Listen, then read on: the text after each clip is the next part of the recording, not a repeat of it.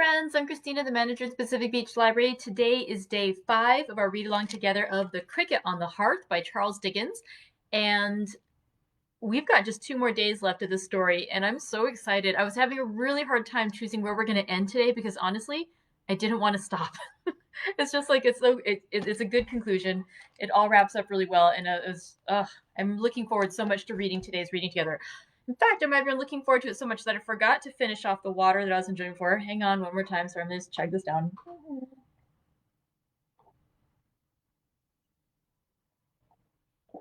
Hi, sorry about that.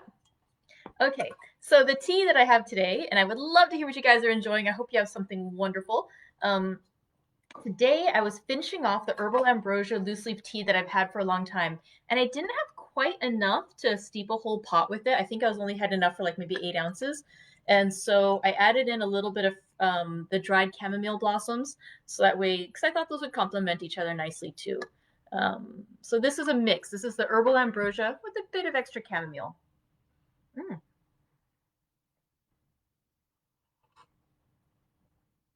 Very hot, but nice. Yummy. Okay, I'll enjoy that a bit more in about 10 more minutes. That'll be perfect. Okay, let's see. Let's talk a bit about our reading. Yay! Oh, and also you do still have time to vote on what was your favorite book that we've read aloud together. And so yeah, right now the leader is Jane Eyre, which again, one of my favorites, but I'd love to hear what was your favorite this year of what we've read. And so I think we've read 7 books together since we started this in April. Ooh, a piece of pie with chai. It rhymes and it sounds delicious. That looks yummy. Okay, so let's see. Sorry, that was what I was just looking at the notes. That was what Helen said she's enjoying right now, and it sounds delightful. So let's talk a little bit about what we read in yesterday's reading. Yesterday's reading took a very dramatic turn at the end, for those of you who were there. And if you weren't, I'll just catch you up really quickly. At the first part of Chirp the Second, we learned about Caleb Plummer and his blind daughter, Bertha. A lot about how Caleb has, with the best of intentions, deceived Bertha about their circumstances. And so in the second half of the Chirp the Second, which we read yesterday, Dot and her husband, John the Carrier, went over to visit with Bertha. And they tend to have like a regular picnic, they call it, with her. And so they brought over food. And then Tackleton, the toy maker of Gruff and Tackleton, he had arranged also to meet up there with his fiancée, May, and her mother. And his hope was that Dot and May, because they'd been, they'd gone to school together, they were of a similar age, that they'd be able to talk to each other and that May might become happier with the idea of marrying Tackleton, who is an older man who she's really been upfront about admitting that she is not in love with him at all, but just, it's just a marriage she's agreed to because he can take care of them. He's well off. But he's hoping that perhaps Dot can talk to her, and by Dot's happiness with John, make May feel happier about her upcoming marriage as well. However, once they sit down together and they're all enjoying their tea, he actually gets a little cranky about listening to Dot and May having these happy reminiscences with each other. And the happier they are, as they laugh, he starts thinking that, you know what, they might be laughing at him. And he gets crankier and crankier over the course of this tea party. Picnic. But now that I've said the word tea party, let's all have a sip. Yummy. Okay. So let's see. So John Peerybingle, Dot's husband, eventually says, I have to go for a while. I have to go do some work. I'll come back in a bit. He leaves. The rest of the party is having a great time. They're all chatty and happy. John comes back a while later. He has brought with him this time the older gentleman who is staying with them. And when he brings this older gentleman who gets settled in with the group. John starts playing a game of cribbage with May's mother. And things seem to be going well. Oh, by the way, also, I should mention, the blind girl, Bertha Plummer, had mentioned that she was feeling very sad because, again, she has convinced herself that she's in love with Tackleton because she has heard from her father so much about what a kind man he is and what a generous man he is and how he's helped them so much over the years. And so she's convinced herself that he is this, paragon of goodness, and so she has fallen in love with him to an extent, even though she doesn't really know his true character. But still, not knowing, she believing what she does, she's sorrowful to know that he's going to marry somebody else. Even though she likes May, that she has met her before and she knows her to be a kind person. But her heart is still breaking a bit that Tackleton is marrying somebody else. And she reveals this to her father and to May indeed. And after she reveals this, the father, Caleb Plummer, says, "Great power, have I deceived her from the cradle, but to break her heart at last." And he repeats this line several times because his whole idea was he had lied to her, these gentle lies, so frequently, building up this fantasy world around her to protect her from the harsh truth. And instead, by embellishing on the truth so much, he has contributed to her creating this false impression of who Tackleton is and now causing her sorrow. And so he's really upset about how she's feeling and about how his kindly meant deception has led now to her breaking her heart over the marriage of Tackleton to somebody else. And so that's an interesting plot point there. But then, sorry, going back to the cribbage. So Carrier is playing cribbage with Mayfielding's mother when Tackleton interrupts him and says, "You have to come take a look at this." And so he brings them over and they look through and they see that in the other room, there is May with the older gentleman, the one who's lodging at their home. But the older gentleman is not really an older gentleman. He had a wig, which has been removed. And that, he's sort of laughing and talking with Dot. And that he even, he has his arm around her waist. And that at the end of this conversation that he peeps in and is watching, he sees Dot putting on the wig and adjusting it onto his head, laughing as she did it at his unsuspicious nature. And so John is seeing it not only as that Dot is doing something perhaps untoward with this gentleman, but also that she is laughing at her husband, who has been foolish enough to trust her. And so his heart is breaking as well at the end of this chapter. But at the same time, he tries to defend her from the words of Tackleton, who is sort of like hinting that, there's something going on. He tries to block Tackleton's view with his eyes, for he was tender of her even then. So it's a sad little thing. They decide to go home at that point, and John the Carrier, rather than riding back in the carriage with Dot and Boxer and the baby and Tilly Slowboy, their nanny, instead he decides to walk up front with the horse and the carriage. And so they all leave. John is very unhappy and upset. He's afraid his wife is perhaps cheating on him. Tackleton is upset. He thinks his fiancée has been laughing at him with the thing, with her friend Dot. And poor Caleb Plummer is also sitting at home questioning whether or not his benevolent deception has been a terrible thing instead, and that he's done wrong by his daughter. So many of them are just confused and unhappy as that chapter ended. Oh no. So now let's start Chirp the Third, our concluding chapter of The Cricket on the Hearth. As I mentioned, we're only going to go about halfway through, and I do apologize right now. I'm telling you, there is a cliffhanger. I'm sorry. There just wasn't I wanted to find a good place to stop, and we're ending on a cliffhanger. I'm sorry.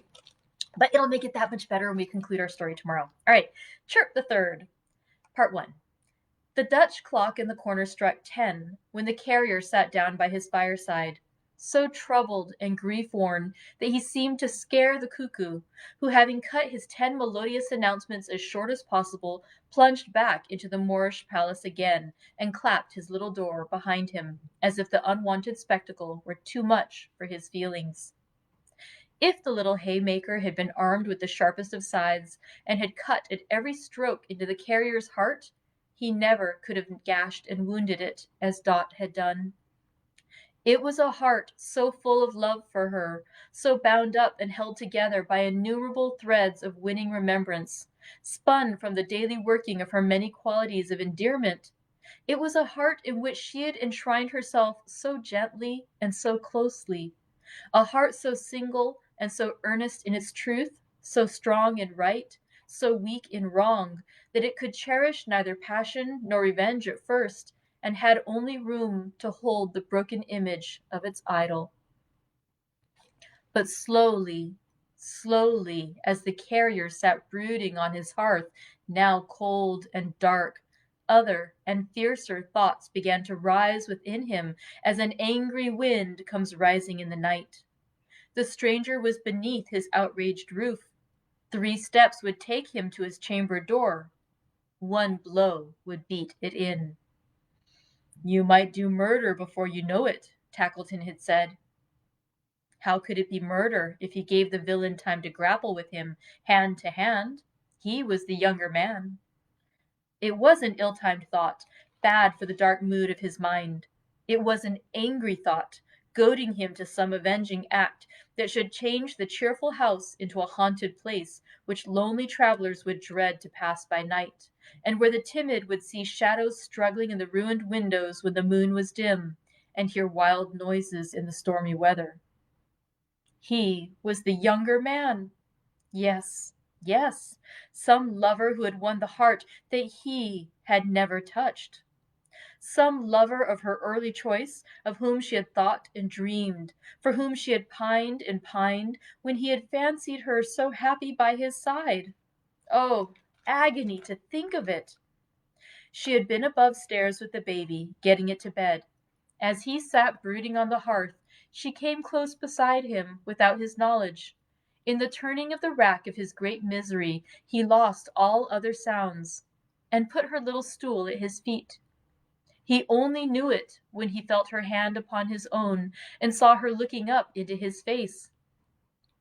With wonder? No, it was his first impression, and he was fain to look at her again to set it right. No, not with wonder, with an eager and inquiring look, but not with wonder. At first it was alarmed and serious. Then it changed into a strange, wild, dreadful smile of recognition of his thoughts. Then there was nothing but her clasped hands on her brow and her bent head and falling hair. Though the power of omnipotence had been his to wield at that moment, he had too much of its diviner property of mercy in his breast to have turned 1 feather's weight of it against her. But he could not bear to see her crouching down upon the little seat where he had often looked at her with love and pride, so innocent and gay. And when she rose and left him, sobbing as she went, he felt it a relief to have the vacant place beside him rather than her so long cherished presence. This in itself was anguish keener than all, reminding him how desolate he has become, and how the great bond of his life was rent asunder. The more he felt this, and the more he knew he could have better borne to see her lying prematurely dead before him with their little child upon her breast, the higher and the stronger rose his wrath against his enemy. He looked about him for a weapon. There was a gun hanging on the wall. He took it down and moved a pace or 2 towards the door of the perfidious stranger's room. He knew the gun was loaded.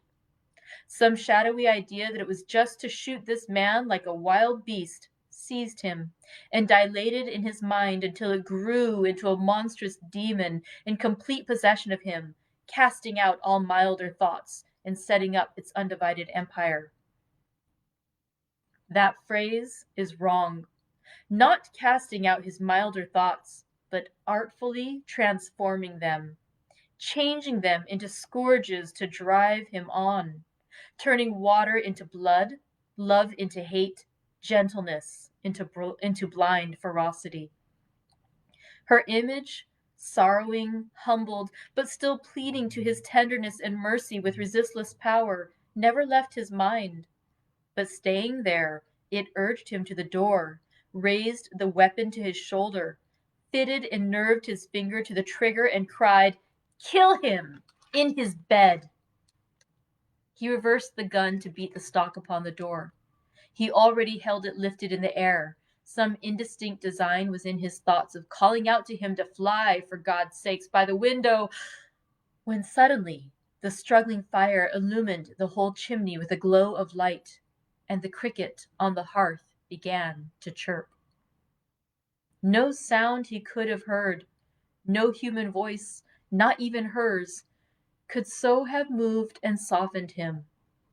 The artless words in which she had told him of her love for this same cricket were once more freshly spoken. Her trembling, earnest manner at the moment was again before him. Her pleasant voice, oh, what a voice it was for making household music at the fireside of an honest man, thrilled through and through his better nature, and awoke it into life and action. He recoiled from the door like a man walking in his sleep, awakened from a frightful dream, and put the gun aside.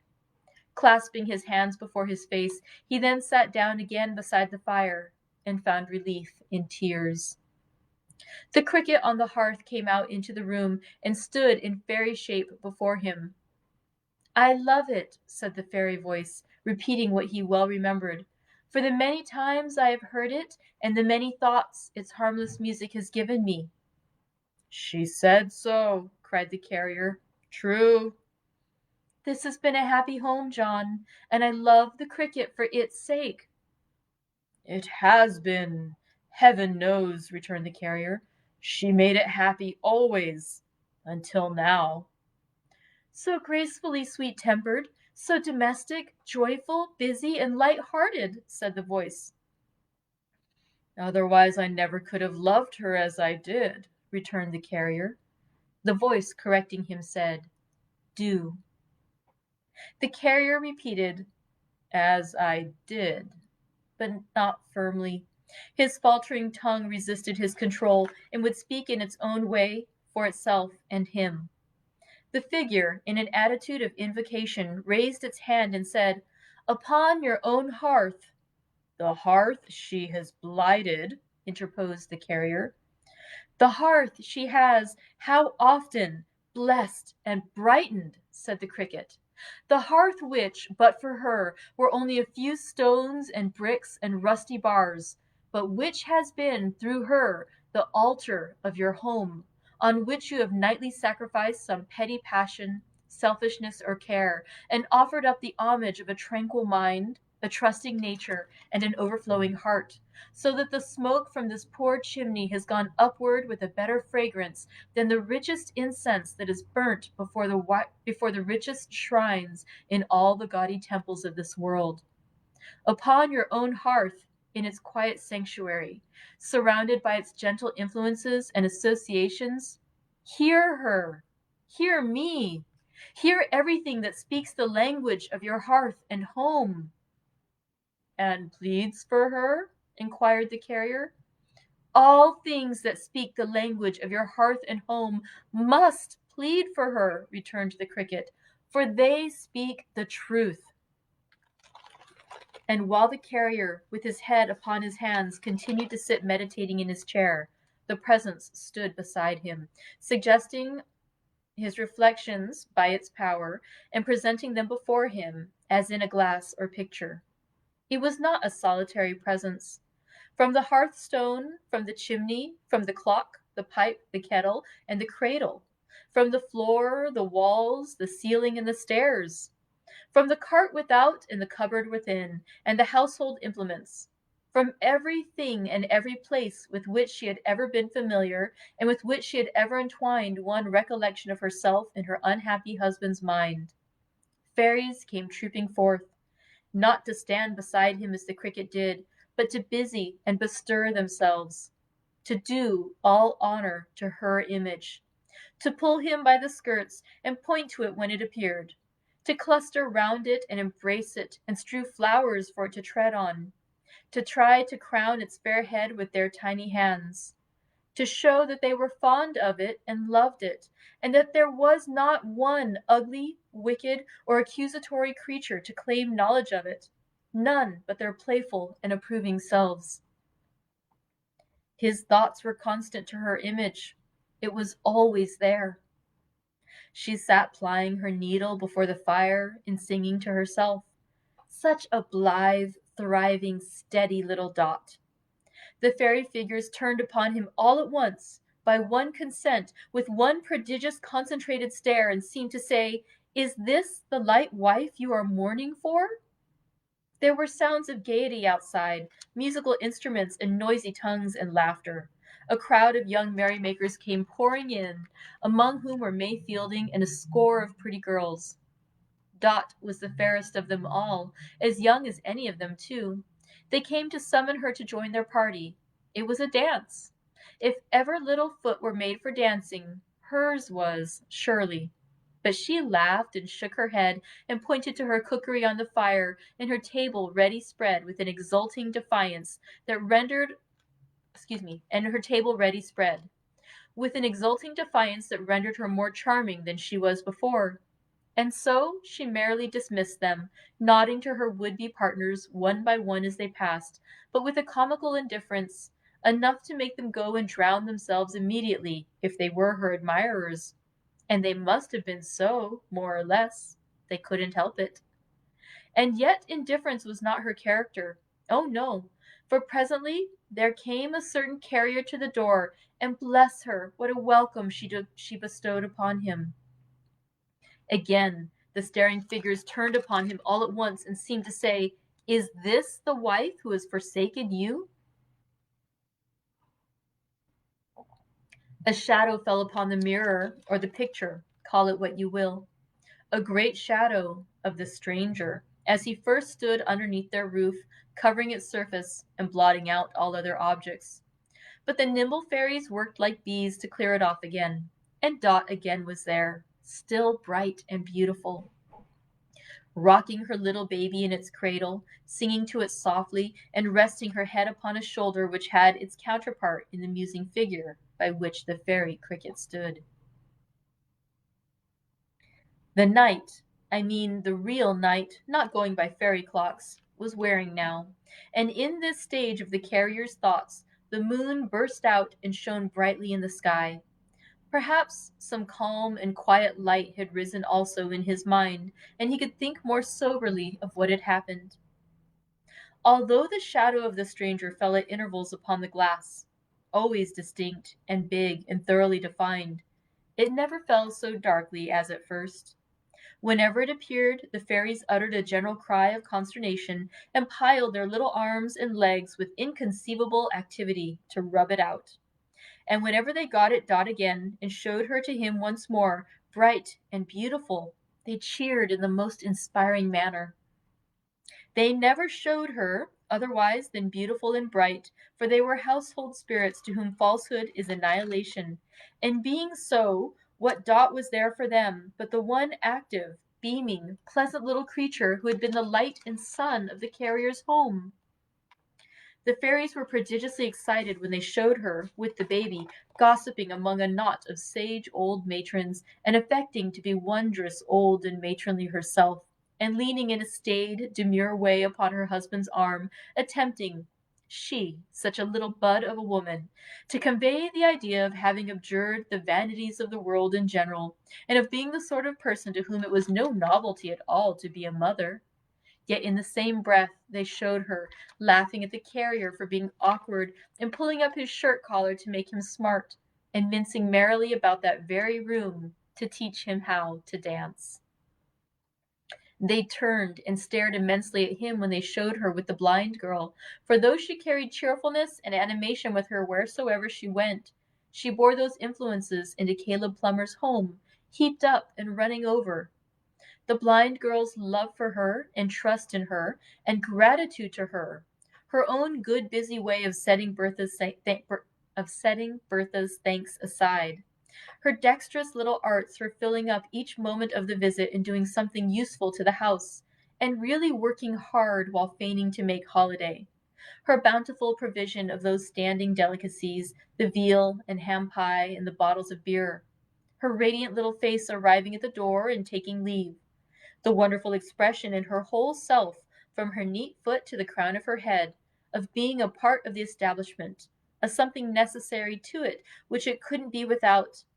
All this the fairies revelled in and loved her for, and once again they looked upon him all at once, appealingly, and seemed to say, while some among them nestled in her dress and fondled her, "Is this the wife who has betrayed your confidence?"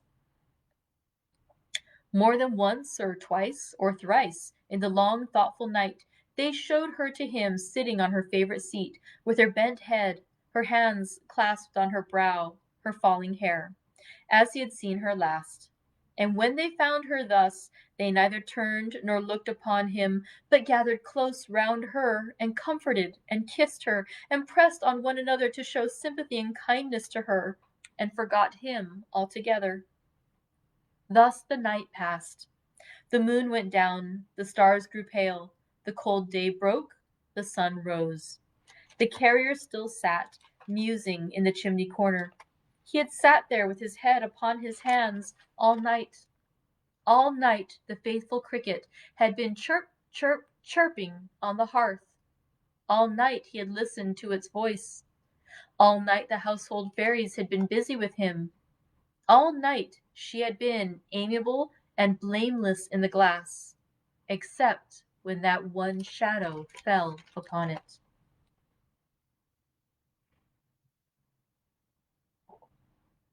He rose up when it was broad day and washed and dressed himself. He couldn't go about his customary cheerful avocations. He wanted spirit for them, but it mattered the less that it was Tackleton's wedding day, and he had arranged to make his rounds by proxy.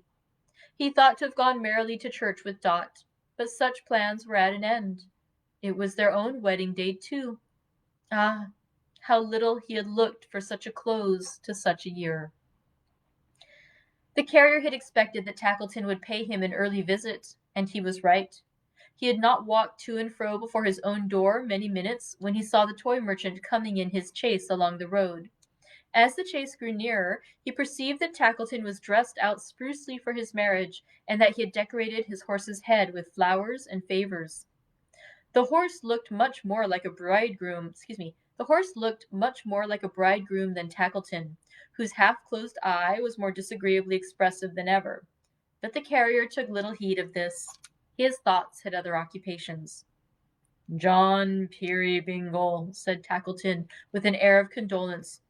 "My good fellow, how do you find yourself this morning?"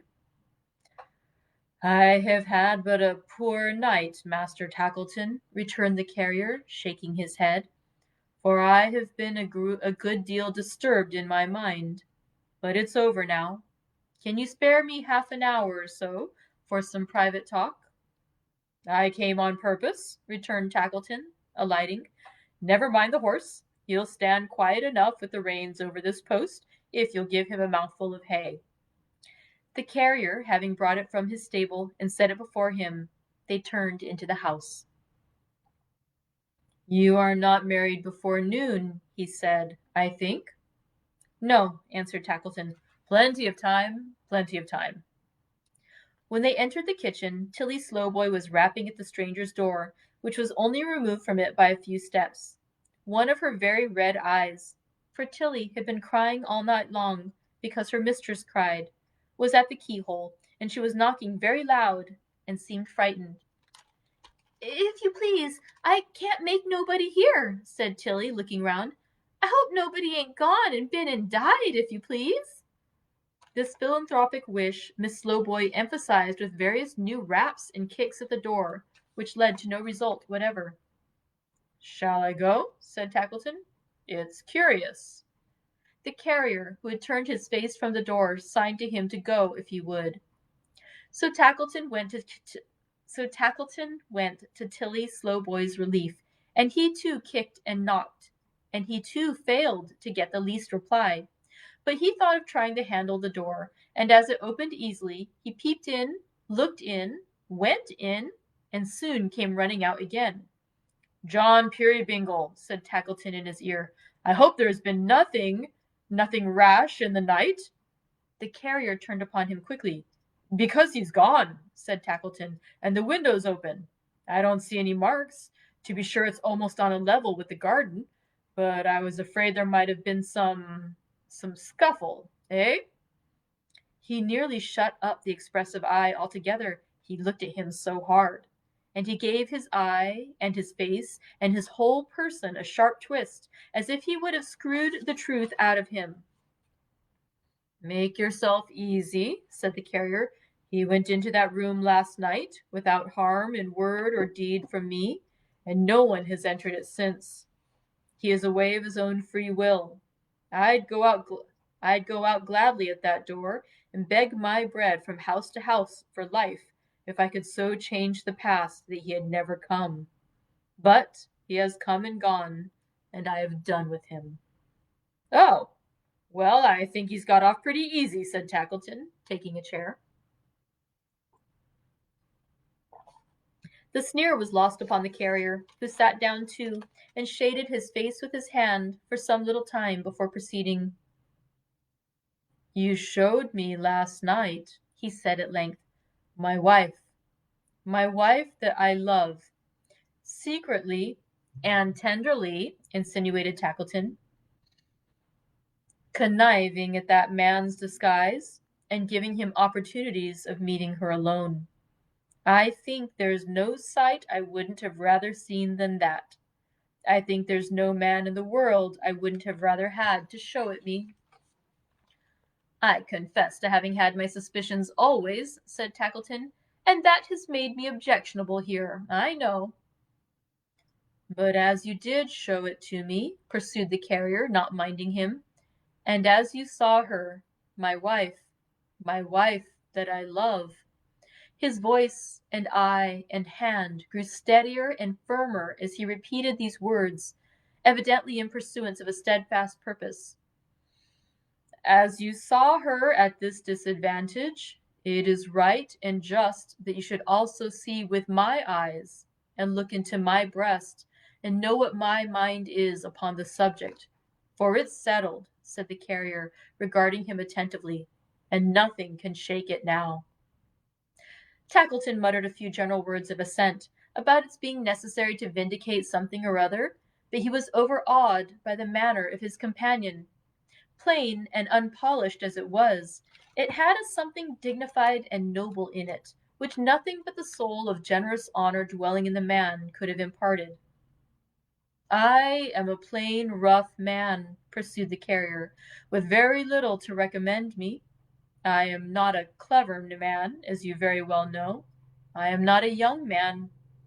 I loved my little Dot because I had seen her grow up from a child in her father's house, because I knew how precious she was, because she had been my life for years and years. There's many men I can't compare with, who never could have loved my little Dot like me, I think." He paused and softly beat the ground a short time with his foot before resuming. "I often thought that though I wasn't good enough for her, I should make her a kind husband, and perhaps know her value better than another, and in this way I reconciled it to myself, and came to think it might be possible that we should be married. And in the end it came about, and we were married." "Ha!" said Tackleton, with a significant shake of the head. "I had studied myself. I had had experience of myself. I knew how much I loved her, and how happy I should be," pursued the carrier. "But I had not, I feel it now, sufficiently considered her." "To be sure," said Tackleton. "Giddiness, frivolity, fickleness, love of admiration, not considered, all left out of sight. Ha!" "You had best not interrupt me," said the carrier, with some sternness, "till you understand me, and you're wide of doing it. If yesterday I'd have struck that man down at a blow, who dared to breathe a word against her, today I'd set my foot upon his face if he was my brother." The toy merchant gazed at him in astonishment. He went on in a softer tone.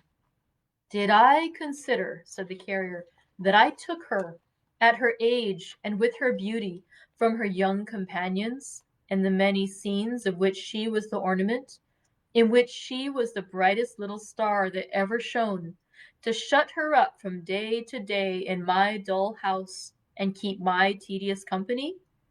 Did I consider how little suited I was to her sprightly humor, and how wearisome a plodding man like me must be to one of her quick spirit?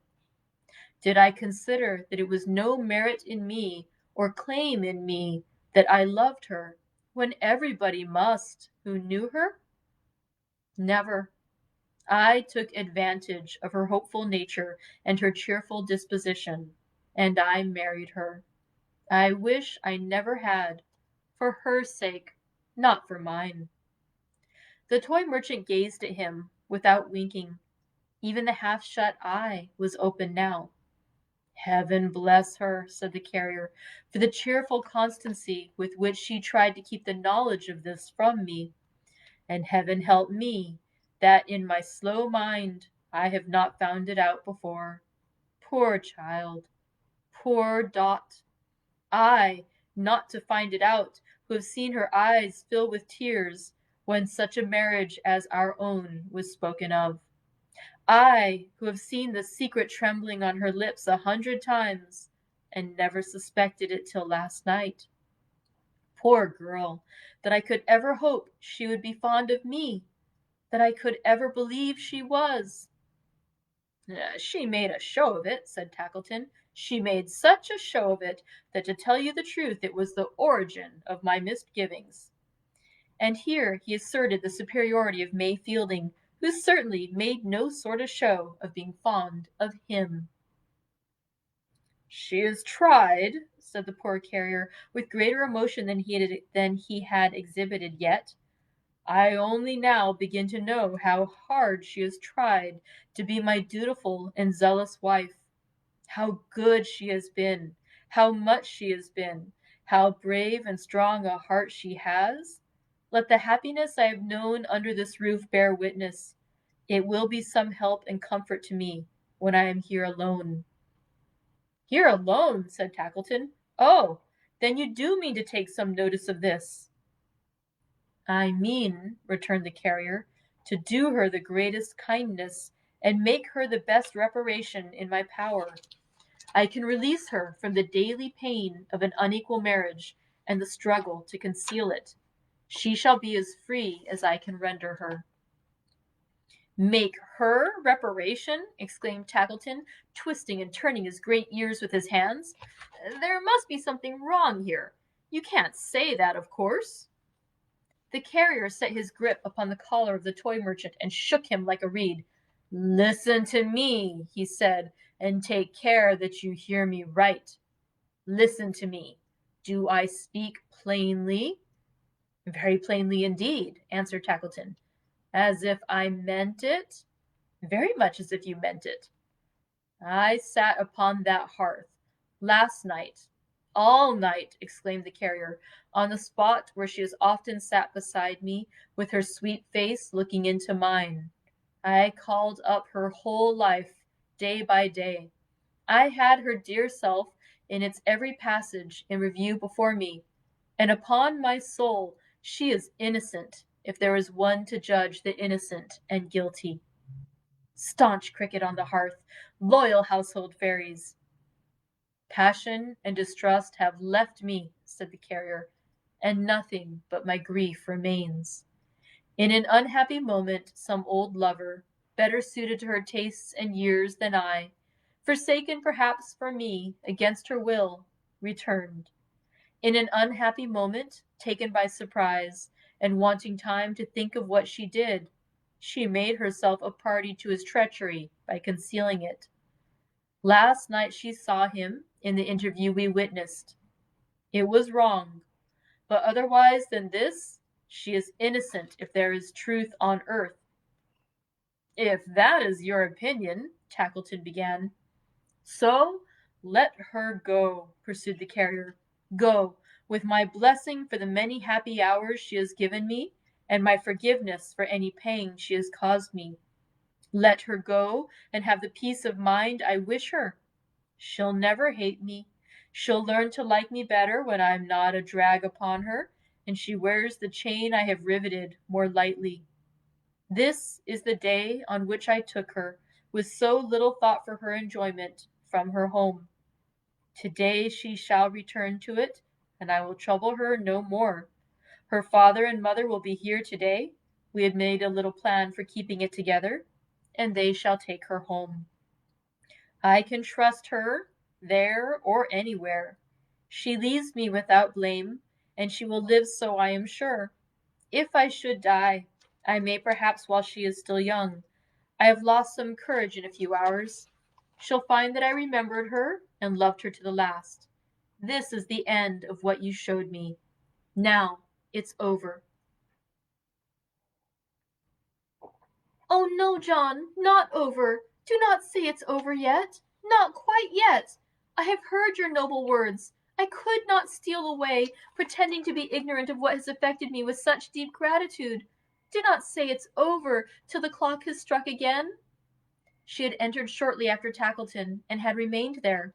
She never looked at Tackleton, but fixed her eyes upon her husband, but she kept away from him, setting as wide a space as possible between them, and though she spoke with most impassioned earnestness, she went no nearer to him even then. How different in this from her old self! "No hand can make the clock which will strike again for me the hours that are gone," replied the carrier with a faint smile. "But let it be so, if you will, my dear. It will strike soon. It's of little matter what we say. I'd try to please you in a harder case than that." "Well," muttered Tackleton, "I must be off, for when the clock strikes again, it'll be necessary for me to be upon my way to church. Good morning, John Peerybingle. I am sorry to be deprived of the pleasure of your company, sorry for the loss, and the occasion of it too." "I have spoken plainly?" said the carrier, accompanying him to the door. "Oh, quite.